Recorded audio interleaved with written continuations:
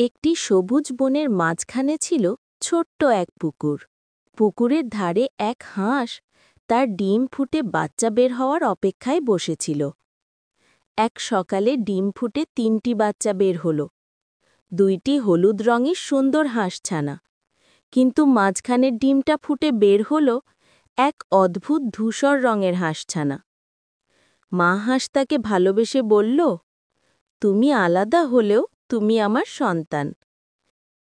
কিন্তু ২ হলুদ হাঁসছানা ধূসর ভাইটিকে নিয়ে মজা করত।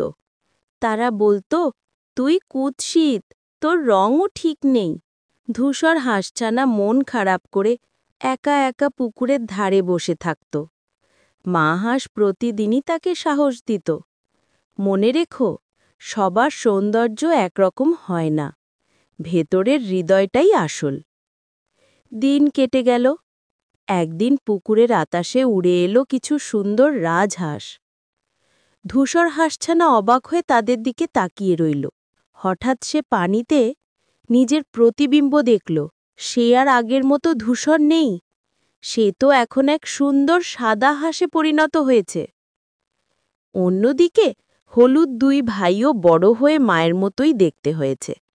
তখন তারা লজ্জায় পেয়ে বলল, আমরা ভুল করেছি, তোমাকে কষ্ট দিয়েছি, তুমি আসলে সবচেয়ে সুন্দর। ধূসর হাঁসছানা তখন মুচকি হেসে বলল, সৌন্দর্য রঙে নয়, ভালোবাসা আর হৃদয় লুকিয়ে থাকে। এইভাবেই মা হাঁস তার ৩টি সন্তানকে নিয়ে মিলেমিশে খুশি হয়ে বনে বসবাস করতে লাগল। এই গল্প শিশুদের জন্য শিক্ষণীয়। কাউকে আলাদা দেখে হেয় করা উচিত নয়। সময়ের সঙ্গে বদল আসে, আর আসল সৌন্দর্য হলো অন্তরের ভালোবাসা। ভিডিওটি কেমন লেগেছে তোমাদের কাছে জানিয়ে দাও কমেন্ট করে। এমন আরও ভিডিও পেতে অবশ্যই ফান্টুন বঙ্গকে সাবস্ক্রাইব করে রাখো।